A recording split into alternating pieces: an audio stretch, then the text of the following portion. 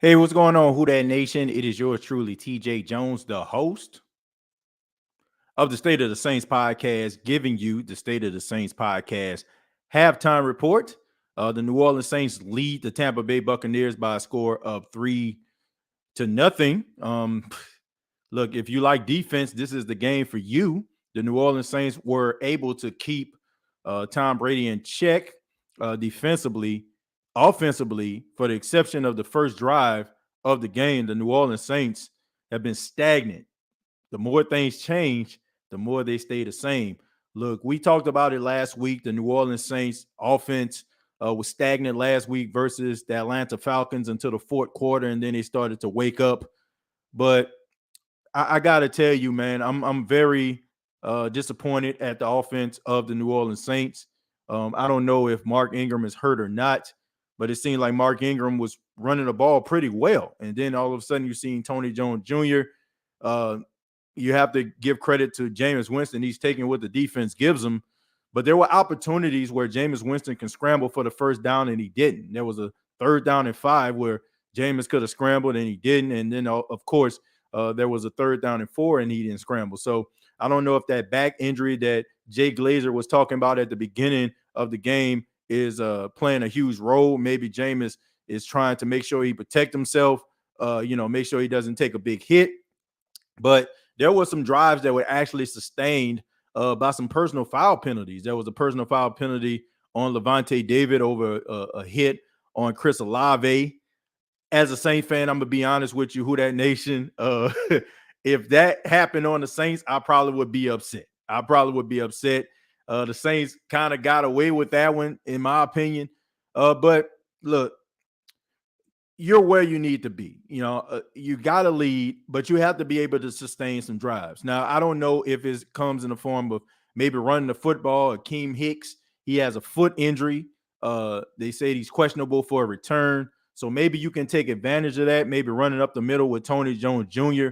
I expect for the Saints to be a little bit aggressive offensively in the second half. I like Jameis Winston taking what the defense gives him. It doesn't have to be a bunch of yards. And I understand that for all those people out there that may like offense and like bombs away type football, this may be a little bit boring for you. But as long as the Saints do what they need to do to sustain drives and punt the ball back to Tampa Bay and allow the defense to play pretty formidable, I think they should be fine. In the second half, I expect for the Saints to kind of open it up, maybe work on some up tempo that worked for them last week versus the Falcons. The fact that they will allow Jameis Winston to play a little bit of up tempo, maybe a little bit of no huddle. But the way that you're going right now is basically you're just playing not to get beat. I'm very disappointed at Dennis Allen not trying to do that field goal with Will Lutz. It was well within Will Lutz range. I understand that you don't want to give the ball back to Tom Brady midfield if Will Lutz was to miss that. But those are the type of things that you need to do when you're trying to go up against Tampa Bay Buccaneers and Tom Brady. Look, you got to try to do everything that you can to try to win. Even if he was to miss that field goal, the way the defense is playing right now, you can tell that they got Tom Brady off his spot. He's a little bit aggressive, and frustrated at the way that the Saints defense is playing him. So I don't know, man. You got to be able to be aggressive. And that's one thing that, in my opinion, I kind of miss about Sean Payton. Dennis Allen is going to just do the right thing. He's going to be conservative, but sometimes you got to be a little bit aggressive. So I think that field goal, even if you were to, try it and you miss, at least you try. And hopefully your defense will be able to do something with about 30 ticks on the clock. So that's what I think. I'm going to go ahead and read some stats, and then I'll go ahead and read, some of your comments. Tom Brady is 9 of 13, 104 yards, no touchdowns. Leonard Fournette, 9 of 24 for no touchdowns. You got Mike Evans, 2 catches, 54 yards. He had a long of 41 yards, and Scotty Miller with 1 catch for 23 yards. Then you have Jameis Winston, 13 of 19, pretty efficient, 70 yards. Then you got Mark Ingram, 7 carries for 39 yards. You got Taysom Hill, 2 carries for 11 yards. Tony Jones, 1 carry for 6 yards. Michael Thomas, 2 catches for 26 yards. Chris Olave, 3 catches for 18. Tony Jones, 2 catches for 12. And Jarvis Landry, 2 catches for 7 yards. Also on the defensive side of the ball for the Saints, you got Justin Evans with 6 total tackles, 2 solo. Pete Warner, who has had a really good game, doubling down on his great performance last week. He had 4 tackles for 3 yards. Then you have Shy Tuttle with 3 tackles and 1 solo. So let me go ahead and read some of your comments, and then we'll get back and talk a little bit about the second half. Angela says, I'm okay with it being takeoff defense as long as we win. Yeah, I'm not concerned about that. As long as the defense can do what they need to do, but you need to play complementary football. We can't just constantly rely on the defense to be able to carry the team, in these type of games. So you got to be able to do what you need to do in order to win the game. Keen Arthur says, y'all do know this is a divisional game. It's not going to be easy. Guys are gaining more continuity with one another. We will be fine. Give the guys a chance to gel. We will be fine, just like Atlanta. Look, as long as you got the lead, you have a chance to win this football game. But I hope that the Saints in the second half be able to do some things offensively to be able to sustain some drives. Jameis playing well to say he's hurt. Look, for all those people out there that are so concerned about Jameis Winston being Mr. Conservative, this is the game where, you have to take what the defense is giving him. And that's what he's doing. He's allowing the game to come to him just like last week. He's not out there trying to take the game and trying to force the issue. So if you're a Jameis Winston, I guess, one of those contractors, who feel like, oh, he's too aggressive, he might turn the ball over. And, you did have that fumble where, he wasn't holding on to the ball. There wasn't ball security. Luckily, Justin Hurst got the ball back. But you have to be honest, he's taking what the defense gives him. So if your concern is Jameis Winston forcing an issue, you can tell that he's trying to do everything he can to try to allow the game to come to him versus him trying to force the game to come to him. So I'm not mad at that. Bruce says Jameis off his game. Had 2 first down opportunities but failed to run. I got it. He's not 100%. Bruce, I don't think that he's not on his game as an efficient passer. I mean, he's 13 of 19, so he's efficient. But the biggest issue is he's not running. But you can say the reason probably not why he's not running is because he understands his role and the fact that he's the starting quarterback of the Saints. And if he was to take that big hit or take that hit in the back where he has those 4 fractures, it can be a possibility that he's out of the game for a couple of weeks.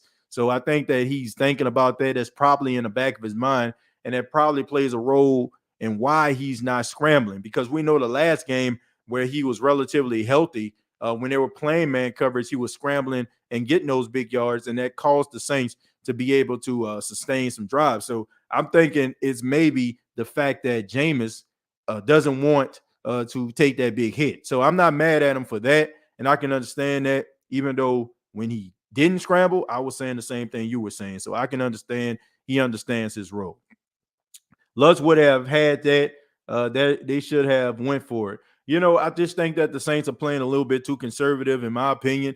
But that's the difference. Sean Payton probably would have went for the field goal versus Dennis Allen being a little bit more conservative. He's trusting his defense to be able to make a stop. They took a knee. I think the Tampa Bay Buccaneers get the ball back in the second half. So hopefully the Saints can sustain that level of defense that they had. The Saints are a really good team when it comes to second half adjustments. So I expect for them to be able to make those adjustments. Hopefully those adjustments will help them be able to pull away from this game. I fully agree with you, TJ. Run the ball. Yeah, I agree. They were able to run the football. I'm looking at some of these stats right here, with the game. And, you look at the New Orleans Saints, Mark Ingram, 5.6 yards a carry, Taysom Hill, 5.5, and Tony Jones, 6.0. So my question is, why aren't you running the football? And I understand that, Pete Carmichael is a guy who was a disciple of Sean Payton, and, Sean Payton likes to throw the ball all over the place. But, you got to be able to take what the defense gives you. And right now, the running game seems like it is the calling card for the Saints to be able to get over the hump. I'm going to scroll down a little bit. I'm betting we come out more aggressive this second half. I'm not that have a good game plan. He just needing more time to move the ball. Well, I think the offensive line, like honestly, I think the offensive line is playing really well in this game. It's giving Jameis enough time to all go through his reads. I just think that the secondary of the Tampa Bay Buccaneers are doing a really good job. I mean, you just got to give credit where credit is due.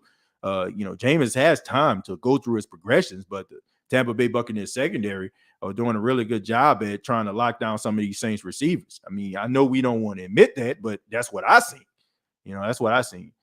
Spitting nothing but facts. I hope we win. Hopefully we will. We will kill with the play action. We will time too many opportunities to win the game. Well, look, Tom Brady is great. We already know that. We will kill with the win. Already read that. And let's go.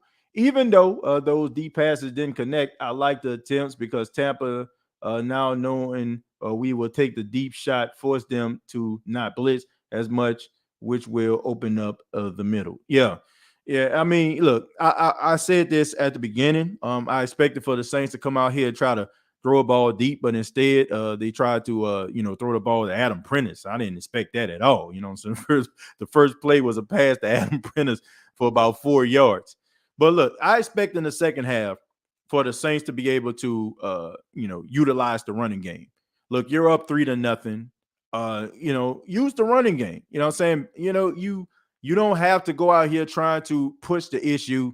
It seems like the defense seems to be buckling down. Tom Brady, of course, we know how great he is. He'll be able to figure it out. But as long as you're able to get him off his spot, you neutralize the running game of Leonard Fournette, you should be fine. I don't think the Saints need to go out here and risk it all trying to throw the ball down the field. Look, sustain drives, keep Tom Brady off the field, and I think that you should be fine in the second half. I hope everybody enjoys the second half. We will be back for the post-game show of the State of the Saints podcast. And yes, we will be taking your calls, win, lose, or draw. This has been the State of the Saints podcast halftime show. Make sure you subscribe and like this video. Okay, subscribe to the YouTube channel, like this video, and you already know previous episodes available on iTunes, Spotify, iHeartRadio, and Anchor FM. Enjoy the second half of the game. And like always, all I got to say is,